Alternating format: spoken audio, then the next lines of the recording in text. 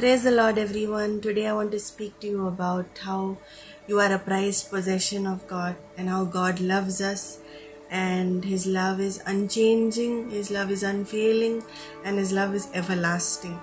So, if you go to Matthew chapter 13, verse 45 and 46, that is a parable of the pearl of great price. So again, the kingdom of heaven is like a merchant seeking beautiful pearls. Here the merchant is Jesus. Verse 46 says, who when he had found one pearl of great price went and sold all that he had and bought it. So Jesus is the merchant, and he found one pearl, that is one individual, one person or one believer, and he found this pearl and he sold everything and he bought it, meaning he gave up everything, he lost everything, he lost his life, he gave up his life as a sacrifice so that we could have life, so that we would be saved. So Jesus is the merchant and we are the pearls, we are the prized possession of God. Jesus values you, Jesus loves you, and Jesus cares for you. If you go to 1 John chapter 4 verse 8, it says God is love. God loves us. God loves us. He will never leave us. He will never forsake us. God loves us. And God's love draws us. He draws us in His love. And His love is powerful. And the human heart longs for the love of God. The human heart longs for the love of God, and His love comforts us. His love comforts us. And if you look at Jeremiah chapter 31 verse 3, it says, long ago the Lord said to Israel, I have loved you, my people, with an everlasting love. With unfailing love I have drawn you to myself. So God has loved us with an everlasting love. His love is everlasting, it never ends, and He draws us with His unfailing love. His love is unfailing, it never fails. I have drawn you to myself, He says. With His love He has drawn us to Him. So His love never changes, His love never fails, and His love is everlasting. God's love for you is everlasting. Can we put a price on the blood of Jesus? No. His blood is priceless. His precious blood. Will He shed it for a worthless thing? No. God will never shed His blood for a worthless thing, because He loves us, because we are His prized possession, because we are precious and valued in His sight. He shed His precious blood for us. We are priceless in His eyes. That's why He shed His precious blood for us. He values us. Amen. He values us. We are God's workmanship according to Ephesians chapter 2 verse 10. If you go to Ephesians chapter 2 verse 10, it says we are God's workmanship, created in Christ Jesus for good works.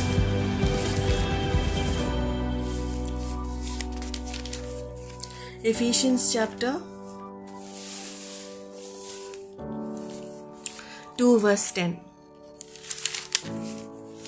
It says we are God's workmanship, meaning we have been worked upon. God has worked upon us. He has created us. He has created us. He has knitted us in our mother's womb. He has covered us in our mother's womb. We are fearfully and wonderfully made according to Psalm 139 verse 17 and 18. So we are His workmanship according to Ephesians chapter 2 verse 10. And according to Isaiah chapter 49 verse 16, Jesus says, see, I have engraved you on the palm of my hands. Your walls are ever before me. Jesus took the nails in His hand. He engraved us on the palm of His hand because He loved us. And it says that our walls are ever before Him, meaning our presence is ever before Him. Our presence is ever before Him. His eyes are always upon us. We are always in His heart, in His mind. His eyes are always upon us. And according to Song of Solomon chapter 2 verse 4, it says, His banner over me is love. Amen. His banner over us is love. He loves us. Some of you might think, why is it that I don't feel worthy of God's love? I have done so many things. I have made so many mistakes. But to tell you the truth, God still loves you. God loves you. He might correct you when you do wrong. He might correct you and say that you need to get corrected. You need to do the right thing. He might dislike what you do, but He still loves you. How a parent loves their children, although they do not like some things that they do. God still loves us, but He corrects us when we do wrong. Jesus told the adulterous woman, go and sin no more. He said, go and sin no more.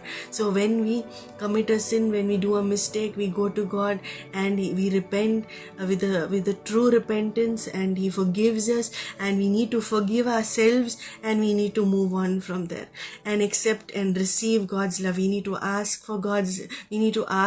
God to forgive us. We need to receive forgiveness, and we need to move on. And when it comes to the love of God, we need to receive God's love. God loves us. We need to receive His love. We need to abide in His love. We need to stay in His love, and we need to walk in His love. So if we go to Psalm 36 verse 7, it says, how priceless is your unfailing love. David says, how priceless, God, is your unfailing love. God's love is so priceless. It has so much of depth in it. Psalm 36 verse 5 and 6 says, your love, O Lord, reaches to the heavens, your faithfulness to the skies. Can the heavens be measured? No. Can the skies be measured? No. So the love of God is as high as the heavens. It reaches the heavens, and your faithfulness to the skies. God is faithful. Even when we are faithless, He is faithful. He is a faithful God, and God's love cannot be measured. It can only be treasured in our hearts. We cannot measure the love of God. It is immeasurable. It has so much of depth. We cannot understand the love of God. We can only receive the love of God. We should receive the love of God, and we should abide in the love of God. Then your righteousness is like the mighty mountains. It says in Psalm 36 verse 6. So God's righteousness is like the mighty mountains, meaning it cannot be moved, it cannot be shaken. God's righteousness is like the mighty mountains, and your justice like the great deep, meaning his justice is so deep. Righteously he judges, He gives justice. And then in Zephaniah chapter 3 verse 17 it says, He will take great delight in you. Great delight in you. He will quiet you with His love. He will calm you. He will quiet you. He will comfort you with His love. He will rejoice over you with singing. God rejoices over you. He delights over you. He calms you. He comforts you. Through the power of the Holy Spirit, His love is poured out in our hearts, and we understand the love of God. 1 John chapter 3 verse 1 says, how great is the love of the Father. If you go to 1 John chapter 3 verse 1, it says, what great, how great the love of the Father is that He has bestowed on us. Behold, what manner of love the Father has bestowed on us, that we should be called children of God. God calls us children. Therefore the world does not know us, because it did not know Him. So it did not know God. The world does not know God, but we know God, because we are the children of God. God's love is poured out in our hearts, and the Holy Spirit helps us to understand that we are children of God. And if you go to Romans chapter 8 verse 38 and 39, it says, for I am persuaded that neither death, nor life, no angels, no principalities, no powers, no things present, no things to come, no height, no depth, no any other created thing shall be able to separate us from the love of God which is in Christ Jesus. Nothing can separate us from the love of God which is in Christ Jesus. Nothing. Nothing can separate us. We should have the confidence that nothing is going to separate us from the love of God which is in Christ Jesus. Believe in the love of God, receive the love of God, and abide in the love of God. That's how we walk. We believe, we receive, we abide, we walk in the love of God. Let's pray. Dear Father, I want to thank you for your word today. I want to thank you, Father, that you have loved us with an everlasting love, and with great mercies you have gathered us, Father. I thank you, Father, that you love us and you care for us, and you ask us to cast all our burdens on you, Jesus, for you care for us, Father. I thank you that you shed your precious blood for us, Jesus. I thank you, Father, that we are priceless in your eyes and we are valued by you, Jesus. Father, we thank you that you loved us so much, Father, that you died for us, Father. You left your glory, your throne, and your kingdom in heaven, and you came down to die for us, Father. For you saw value in us, Father. For we are not unworthy in your eyes, Father, for we are worthy in your eyes, Father, and we are valued by you, Jesus. Father, if we do wrong, you correct us, Father. If we do wrong, you correct us, but you never stop loving us, Father, because your love never changes. Your love is everlasting. Your love never fails, Father. You are never changing, Father.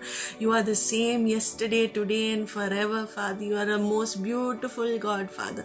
You are the most amazing, Father. You are the great I am that I am. You shower us with your love. You comfort us with your love. You delight over us. You sing and rejoice over us, Father. We thank you for your love, Jesus. We thank you, Father, that you love us so much, Father. We thank you for your love, Father, which is being poured out in our hearts through the power of your Holy Spirit. I pray for all those who feel unworthy, Father. I pray for all those who do not feel loved, Father. I pray that you will pour out your love upon them, Father.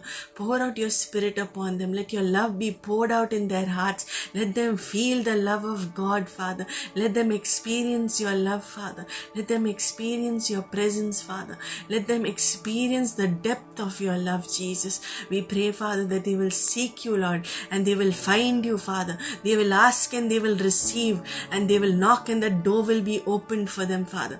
We praise you, Jesus. We bless you, Jesus. We thank you, Father. We glorify you, Jesus. We praise your holy name, Father. We thank you, Holy Father. We thank you, Jesus. We thank you, Holy Spirit. Bless all your children and shower them with your love, Father, and let them never feel unwanted, rejected, or unworthy again, Lord. In Jesus' mighty and anointed name I pray unto the Father. Amen, amen, and amen. Praise the Lord, everyone. Thank you for watching this video. Please do pass it on.